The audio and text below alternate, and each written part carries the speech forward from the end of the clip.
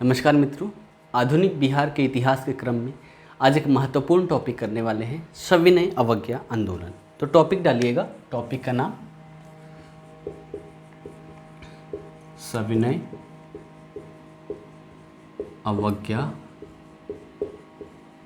आंदोलन, है ना।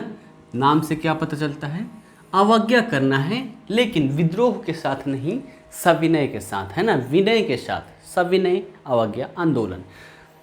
सविनय अवज्ञा आंदोलन की बात करें तो भारत के इतिहास में बड़े ही डिटेल से करवाया गया है। इसके अंतर्गत देखें तो इसके कारणों में क्या था, कारणों की थोड़ा सा जिक्र कर लेते हैं और बिहार के संदर्भ में इसको हम देखते हैं। तो सविनय अवज्ञा आंदोलन के पृष्ठभूमि के अंतर्गत देखें तो साइमन कमीशन की असफलता, है ना, ब्रिटिश साम्राज्यवादियों का बढ़ता अत्याचार, साथ ही देखें तो देश भर में बढ़ते सांप्रदायिक जो दंगे हो रहे थे, ठीक है। तो क्या क्या हमने देखा, यहाँ पर साइमन कमीशन की जो असफलता थी वो भी इसके पृष्ठभूमि को निर्मित किया। ब्रिटिश साम्राज्य का जो अत्याचार था वो धीरे धीरे बढ़ता जा रहा था, वो भी यहाँ पर इसकी पृष्ठभूमि निर्मित किया।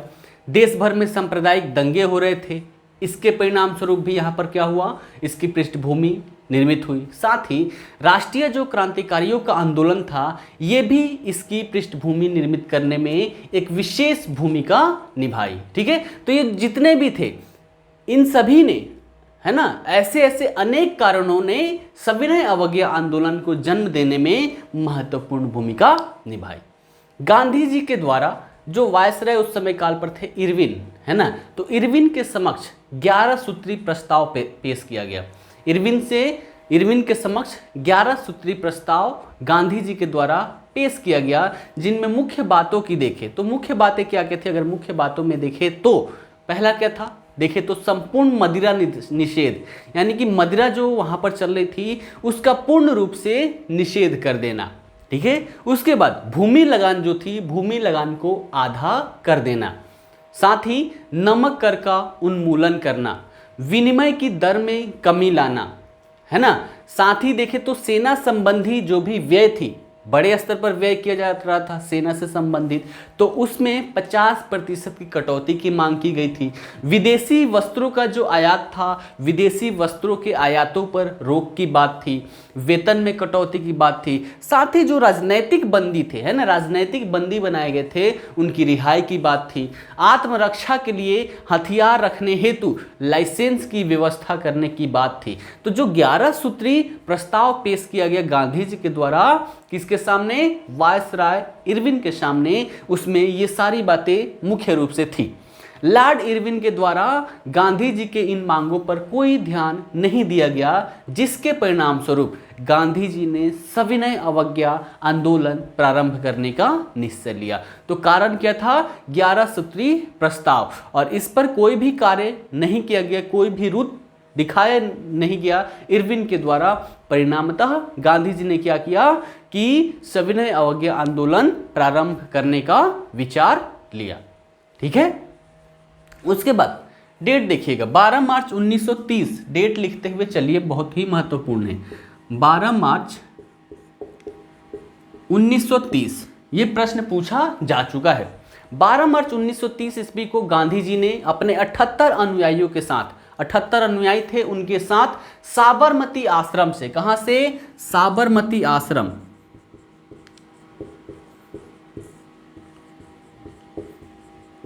है ना, साबरमती आश्रम से, साबरमती में इसमें दीर्घिकार कर लीजिएगा, ज्यादा सही होगा, मैंने गलत लिख दिया था। साबरमती आश्रम से क्या किया, दांडी यात्रा प्रारंभ की। कब, 12 मार्च 1930 ईस्वी को। ये प्रश्न के रूप में प्रारंभिक परीक्षा के प्रश्न में ये पूछा जा चुका है। तो 12 मार्च 1930 ईस्वी को 78 अनुयायियों के साथ गांधी जी ने साबरमती आश्रम से दांडी यात्रा प्रारंभ की, और 14 दिन के पश्चात लगभग 20 मीलों की यात्रा कर 6 अप्रैल 1930, 6 अप्रैल 1930, है ना, 6 अप्रैल 1930 ईस्वी को दांडी पहुंचकर गांधी जी ने नमक बनाकर, है ना, दांडी पहुंचे और वहां पर नमक बनाकर नमक कानून का उल्लंघन किया। दांडी मार्च में गांधी जी के साथ बिहार के देखें तो गिरधारी, है ना, गिरधारी चौधरी, वो यहाँ पर इन्हीं को कोरो बाबू है ना, इनको कारो बाबू के नाम से भी जाना जाता था। कौन? गिरिवरधारी। तो गांधी जी की जो दांडी यात्रा मार्च थी, इसमें बिहार से गिरिवरधारी चौधरी, नाम लिख लीजिएगा, गिरिवरधारी चौधरी, ठीक है, गिरिवरधारी चौधरी या फिर इन्हीं को कारो बाबू के नाम से जाना जाता है, इन्होंने भाग लिया। शीघ्र ही देखें तो ये जो आंदोलन था सविनय अवज्ञा आंदोलन, ये बिहार के लगभग सभी क्षेत्रों में आग की तरफ फैल गया, है ना, आग की तरफ फैला, बहुत ही तेजी से फैला। इस आंदोलन का नेतृत्व देखें तो नेतृत्व से प्रश्न पूछे जा सकते हैं। तो नेतृत्व कौन कहाँ से किया, लिखते हुए चलिएगा। सबसे पहले पटना, जो ये आंदोलन फैला बिहार में, तो पटना में जगत नारायण लाल, जगत नारायण लाल, ठीक है, पटना में नेतृत्व कौन किया? जगत नारायण लाल। उसके बाद दरभंगा में बात करें तो दरभंगा में 2 जने, अगला लिखिएगा दरभंगा, दरभंगा में 2 जनों ने क्या किया, इसका नेतृत्व किया, सत्यनारायण सिन्हा और चतुरानंद दास। सत्यनारायण सिन्हा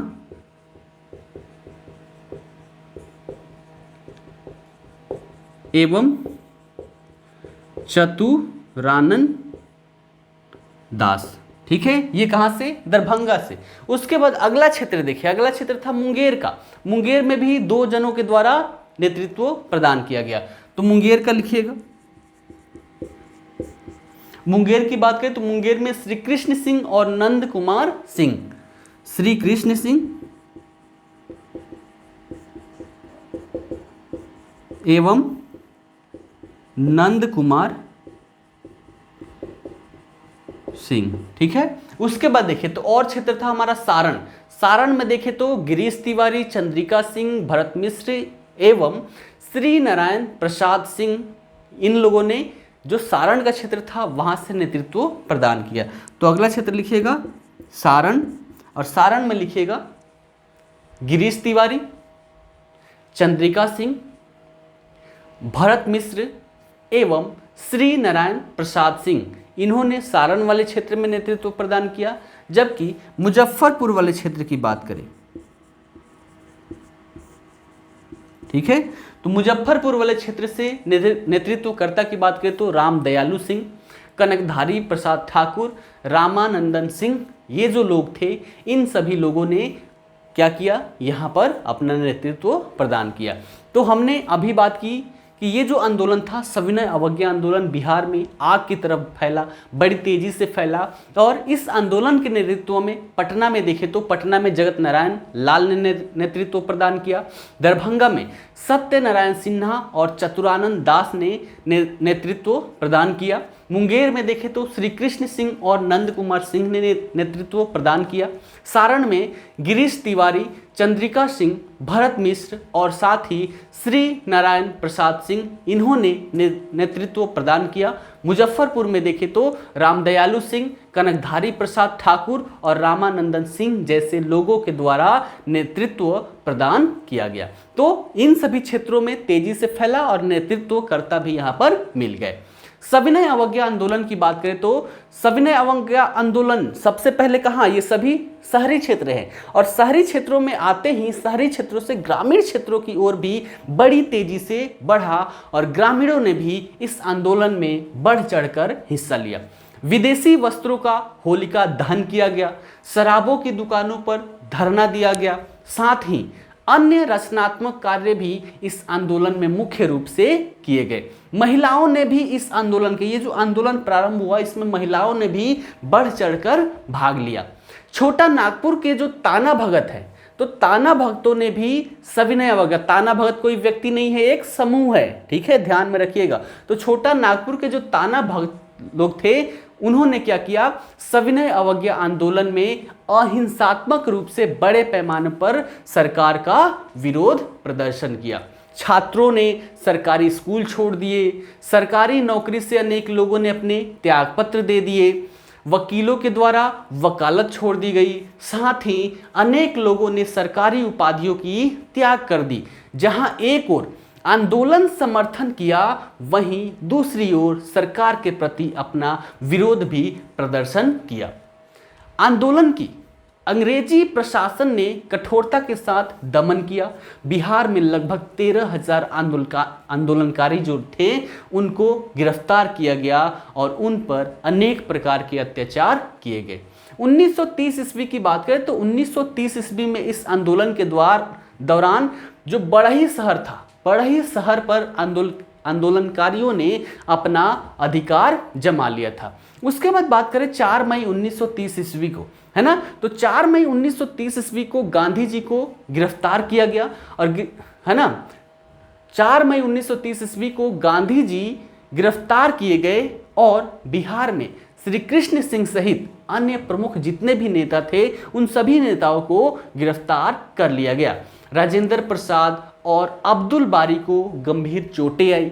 9 मई 1930 ईस्वी को बिहार की कांग्रेस कमेटी ने अनुग्रह नारायण सिंह की अध्यक्षता में सविनय अवज्ञा को स्वीकार किया। इस आंदोलन के दौरान बिहार में चौकीदारी कर जो वसूली जा रही थी, तो बिहार में देखें तो ये जो चल रहा था हमारा सविनय अवज्ञा आंदोलन, इसी के दौरान बिहार में चौकीदारी कर बंदी आंदोलन, ये भी याद रखिएगा, इसी के समक्ष कौन चल रहा था, चौकीदारी कर बंदी आंदोलन। ठीक है, तो इसी के समय काल पर जब ये सविनय अवज्ञा चल रहा था, इसी के समय काल पर चौकीदारी कर बंदी आंदोलन काफी लोकप्रिय हुआ। नमक आंदोलन की बात करें तो नमक आंदोलन में पटना के नखास पिंड एक जगह है ना, जगह का नाम है नखास पिंड।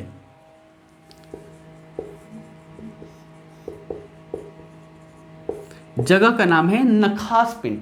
तो नखास पिंड आंदोलन में चौकीदारी कर बंदी आंदोलन काफी लोकप्रिय हुआ, है ना। कहां, बिहार में चौकीदारी, है ना, चौकीदारी कर बंदी आंदोलन लोकप्रिय हुआ। साथ ही नमक आंदोलन में पटना के नखास पिंड आंदोलन जो था उसने भी महत्वपूर्ण भूमिका निभाई। 16 अप्रैल 1930 ईस्वी को नमक कानून भंग करने के लिए पटना के नखास पिंड नामक स्थान को चुना गया और नखास पिंड चलो का नारा दिया गया। लोगों का नारा क्या था, नखास पिंड चलो, नखास पिंड चलो। पटना नगर के जो कांग्रेस कमेटी के सचिव, है ना, तो पटना नगर कांग्रेस कमेटी के सचिव और अंबिका कांत सिंह के नेतृत्व में कांग्रेस कार्यालय सत्याग्रहियों का जुलूस नखास पिंड की ओर रवाना हुआ। यह आंदोलन 16 अप्रैल से 21 अप्रैल 1930 तक चला। इस समय देखें तो इस समय ये जो आंदोलन चला 1930 तक, इस समय एक और जुलूस राम वृक्ष बेनीपुरी के नेतृत्व में, है ना, राम वृक्ष बेनीपुरी के नेतृत्व में नखास पिंड की ओर, है ना, नखास पिंड की ओर क्या हुआ, जा रहा था। पटना के अलग अलग स्थानों पर प्रदर्शनकारियों को रोका जा रहा था, रोकने के साथ ही उनको बंदी बनाया जा रहा था। कई स्थानों पर आंदोलनकारियों पर लाठियां चलाई गई, जिसमें देखे तो जो प्रोफेसर अब्दुल बारी थे वो भी इसमें घायल हो गए थे। बेनीपुरी जी, रामनाथ और अंबिका कांत सिंह को गिरफ्तार करके 6-6 महीने की सजा दी गई। इसके विरोध में, है ना, इसी के विरोध में हसन इमाम की अध्यक्षता में पटना के भंवर पोखर मैदान में एक सभा का आयोजन किया गया, जिसका आयोजन राजेंद्र प्रसाद, अली इमाम और सच्चिदानंद, है ना, राजेंद्र प्रसाद, अली इमाम और सच्चिदानंद सिन्हा के द्वारा किया गया। चौकीदारी कर बंदी आंदोलन की बात करें तो इसका भी समय काल कब है, इसका भी समय काल 1930 है। 1930 के आसपास ये चल रहा था। तो चौकीदारी कर बंदी आंदोलन की बात करें तो सबसे पहले ये जो आंदोलन था, जो मुंगेर वाला क्षेत्र था, भागलपुर, सिवान, ये जो जिले थे, इन सभी जिलों में सबसे पहले शुरू किया गया और इन जिलों में लोगों ने चौकीदारी कर देना बंद कर दिया और चौकीदारों को त्याग पत्र देने के लिए विवश किया गया, बाध्य किया गया। ये जो आंदोलन था, है ना, चौकीदारी कर बंदी आंदोलन, ये दरभंगा, पटना, शाहाबाद, चंपारण, मुंगेर, पूर्णिया इन सभी क्षेत्रों में फैल गया, जहां लोगों ने चौकीदारी कर देना बंद कर दिया। 21 मई 1930 ईस्वी को, है ना, 21 मई 1930 ईस्वी को चौकीदारी करके विरोध में भागलपुर के जो बीहपुर क्षेत्र है ना, बीहपुर गांव है, बीहपुर गांव में स्वयं सेवकों का नियमित प्रशिक्षण शिविर प्रारंभ हुआ, जिसे अवैध घोषित कर दिया गया और पुलिस के द्वारा कांग्रेस आश्रम पर कब्जा कर लिया गया। डॉक्टर राजेंद्र प्रसाद और अब्दुल बारी ने इसके विरोध में बीहपुर में एक विशाल रैली आयोजित किया, जिस पर पुलिस ने लाठी बरसाई, बड़े ही बेरहमी से लोगों को पीटा। राजेंद्र प्रसाद और अब्दुल बारी भी इसमें क्या हुए, पुलिस मतलब इन लोगों को भी क्या किया गया, इन लोगों को भी पुलिस के लाठी से गंभीर चोटें आई। 30 जून 1930, है ना, 30 जून 1930 डेट याद रखिएगा, 30 जून 1930। इस दिन क्या हुआ, कांग्रेस को अवैध घोषित कर दिया गया। 30 जून 1930 ईस्वी को कांग्रेस को अवैध संस्था के रूप में घोषित किया गया, है ना, और 5 जुलाई 1930 ईस्वी को राजेंद्र प्रसाद को गिरफ्तार कर लिया गया। इसके विरोध में देखें तो बीहपुर थाने के लगभग 130 चौकीदारों ने पटना, है ना, 130 चौकीदार जो थे, जब यहाँ पर कांग्रेस संस्था को अवैध संस्था घोषित किया गया, साथ ही राजेंद्र प्रसाद को गिरफ्तार किया गया। इसी के विरोध में बीहपुर थाने के लगभग 130 चौकीदारों के द्वारा अपना त्याग पत्र दे दिया गया। साथ ही बात करें तो 9 मई 1930, है ना, 9 मई 1930 को बिहार प्रदेश कांग्रेस कमेटी ने विदेशी वस्त्र और शराब की दुकानों के आगे धरना देने का प्रस्ताव पारित किया। इस प्रस्ताव से प्रेरित होकर छपरा जेल के जो कैदी थे, है ना, छपरा में जेल है, तो छपरा जेल में जो कैदी थे, उन कैदियों ने विदेशी वस्त्रों को पहनने से इनकार कर दिया। बोला कि हम विदेशी वस्त्र नहीं पहनेंगे, हमें स्वदेशी बने हुए जो भी वस्त्र है वो दीजिए, है ना। तो उनकी मांग क्या थी, स्वदेशी वस्त्रों की। तो स्वदेशी वस्त्रों की वो लोग मांग किए, लेकिन स्वदेशी वस्त्र उन्हें नहीं मिला। नहीं मिलने का विरोध प्रदर्शन करने हेतु कैदियों ने कई दिनों तक नंगे रहने का निश्चय किया, पूरा ही अपने वस्त्रों का जो भी विदेशी वस्त्र था उसका त्याग कर दिया और बोले कि जब तक हमें स्वदेशी वस्त्र नहीं मिलेगा तब तक हम नंगे ही रहेंगे। इसी को नंगा हड़ताल नाम दिया गया। नाम याद रखिएगा, नंगा हड़ताल। कहां हुआ, छपरा जेल में। समय काल क्या है, 1930। समय काल क्या है, 1930। तो 1930 में क्या किया गया, जितने भी कैदी थे सभी कैदियों ने स्वदेशी वस्त्रों की मांग की और स्वदेशी वस्त्र नहीं मिलने के विरोध में कई दिनों तक नंगे रहने का निश्चय किया और इसी को नंगी हड़ताल कहा गया, है ना। नंगी हड़ताल के नाम से जाना जाता है। कैदियों के इस आचरण से, ये जो आचरण किए, इस आचरण के आगे विवश होकर जो जेल प्रशासन था, जेल प्रशासन के द्वारा स्वदेशी वस्त्र उपलब्ध करवाना पड़ा। उसके बाद हम बात करें 1931 में, तो 12 मार्च 1931 ईस्वी में पटना में राजेंद्र प्रसाद की अध्यक्षता में एक सभा हुई, जिसमें राजनैतिक कैदी को, है ना, जितने भी राजनैतिक कैदी थे उन सभी कैदियों को तत्काल रिहा करने की मांग की गई। 23 मार्च 1931 ईस्वी को भगत सिंह एवं उनके साथियों को फांसी दिए जाने के कारण पटना सहित पूरे राज्य में व्यापक विरोध प्रदर्शित किया गया। 26 मार्च को पटना में पूर्ण हड़ताल रहा। 28 दिसंबर 1931 ईस्वी को महात्मा गांधी गोलमेज सम्मेलन से निराश होकर भारत लौटे और फिर से आंदोलन को तेज करने का आह्वान किया। 4 जनवरी 1932 ईस्वी को राजेंद्र प्रसाद, ब्रजकिशोर प्रसाद, कृष्ण वल्लभ सहाय, जगत नारायण दास, मथुरा प्रसाद, प्रजापति मिश्र, इन सभी जैसे नेताओं को गिरफ्तार कर लिया गया। 7 जनवरी को, है ना, 7 जनवरी को श्री कृष्ण सिंह, नामधारी सिंह, तेजस्वी प्रसाद और राम प्रसाद गुप्त को, और साथ ही 9 जनवरी को निरापड़ मुखर्जी को गिरफ्तार किया गया। 26 जनवरी को पूरे प्रांत में, है ना, 26 जनवरी को पूरे ही प्रांत में स्वाधीनता दिवस मनाया गया। कब, 26 जनवरी को। अब बात करें 1932 ईस्वी में, तो 1932 ईस्वी को ब्रिटिश प्रधानमंत्री कौन थे उस समय काल पर देखें तो मैकडोनाल्ड थे। 1932 ईस्वी को ब्रिटिश प्रधानमंत्री जो मैकडोनाल्ड थे, उन्होंने भारत के हिंदू समाज में फूट डालने के उद्देश्य से सांप्रदायिक पंचायत की घोषणा की, जिसका महात्मा गांधी के द्वारा बड़े स्तर पर विरोध किया गया और आमरण अनशन शुरू कर दिया गया। भीमराव अंबेडकर एवं महात्मा गांधी के बीच इस विषय पर ही पूना पैक्ट हुआ था, पूना समझौता हुआ था और सांप्रदायिक पंचायत को वापस ले लिया गया। हरिजनों के उत्थान के लिए गांधी जी ने हरिजन सेवक संघ की स्थापना की, जिसकी अनेक शाखाएं बिहार में भी खोली गई, है ना। बिहार के जगजीवन राम, है ना, जगलाल चौधरी, इन सभी लोगों जैसे जो नेता थे, उन्होंने हरिजन सेवक संघ में महत्वपूर्ण भूमिका निभाई। सविनय अवज्ञा आंदोलन 1930 ईस्वी के मध्य आते आते प्रभावहीन होने लगा और सविनय अवज्ञा आंदोलन को, है ना, जो सविनय अवज्ञा आंदोलन था उसको वापस लेने पर विचार किया जाने लगा और इसी के अनुसार 18 मई 1933, है ना, डेट याद रखिएगा, 18 मई 1933, 18 मई 1933 ईस्वी को बिहार में कांग्रेस ने अपना आंदोलन स्थगित कर दिया। कहाँ? बिहार में। ठीक है, तो ये टॉपिक समझ में आया। सविनय अवज्ञा की पृष्ठभूमि हमने देखा और बिहार में क्या क्या सिचुएशन रहा, वो सारी चीज़ें हमने यहाँ पर देखा। इसी के साथ एक छोटा सा टॉपिक है, वो भी यहाँ पर कवर कर लेते हैं। अगला टॉपिक डालिएगा, अगला टॉपिक डाल लीजिए यहाँ पर, व्यक्तिगत सत्याग्रह। छोटा सा टॉपिक है बिहार के संदर्भ में, उसको भी यहाँ पर देख लेते हैं।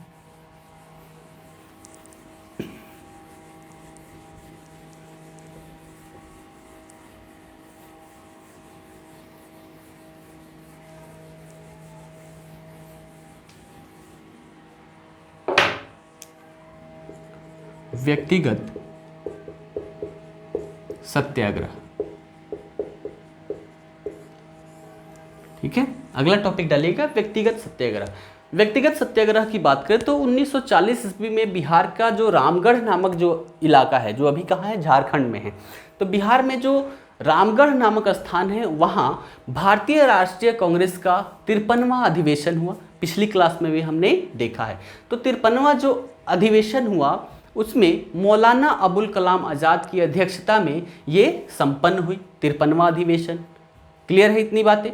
इस अधिवेशन में महात्मा गांधी ने व्यक्तिगत सत्याग्रह का नारा दिया। इसी अधिवेशन में, कहाँ? जो रामगढ़ में हुआ था। तो प्रश्न के रूप में ये भी पूछे जा सकते हैं कि व्यक्तिगत सत्याग्रह का नारा गांधी जी के द्वारा किस, है ना, कांग्रेस के किस अधिवेशन में नारा दिया गया? तो 53वां अधिवेशन। स्थान पूछ ले तो रामगढ़, ऑप्शन में ना हो तो बिहार, तो कहीं भी हम दे सकते हैं। इसमें यह भी पूछा जा सकता है मौलाना अबुल कलाम अध्यक्ष थे, ये भी पूछा जा सकता है। तो 1940 में हुआ, है ना, रामगढ़ में भारतीय राष्ट्रीय कांग्रेस का 53वां अधिवेशन, जो मौलाना अबुल कलाम आज़ाद की अध्यक्षता में संपन्न हुआ और इसी अधिवेशन में महात्मा गांधी के द्वारा व्यक्तिगत सत्याग्रह का नारा दिया गया। विनोबा भावे, ये प्रश्न पूछा जा चुका है। ठीक है, विनोबा भावे की बात करें तो विनोबा भावे प्रथम व्यक्तिगत सत्याग्रही बने, प्रथम व्यक्तिगत सत्याग्रही।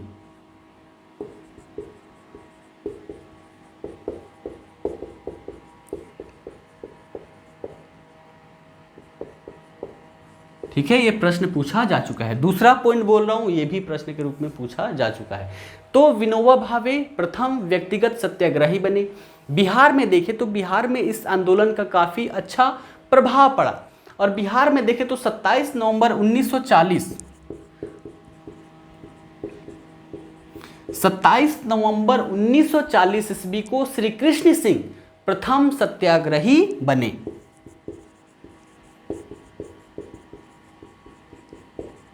ठीक है, कहाँ? बिहार में। तो बिहार की बात करें, है ना, प्रथम सत्याग्रही कौन बने? श्री कृष्ण सिंह।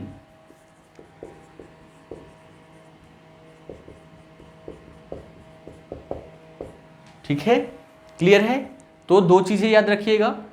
पहला, प्रथम व्यक्तिगत सत्याग्रही कौन बने? विनोबा भावे। और बिहार में देखें तो 27 नवंबर 1940 ईस्वी को श्री कृष्ण सिंह प्रथम सत्याग्रही बने। इस सत्याग्रह में देखें तो छोटा नागपुर के जो ताना भगत थे, है ना, ताना भगतों ने भी बढ़ चढ़कर इसमें हिस्सा लिया। 27 नवंबर को ही श्री कृष्ण सिंह को गिरफ्तार कर लिया गया, जिसकी बिहार में तीव्र प्रतिक्रिया हुई, है ना। तो 27 को ये क्या बने, इन्होंने प्रथम सत्याग्रही ये बने बिहार में, और 27 को ही इन्हें गिरफ्तार कर लिया गया। परिणामतः इसकी तीव्र प्रतिक्रिया हुई। दूसरे सत्याग्रही की बात करें तो दूसरे सत्याग्रही अनुग्रह नारायण बने।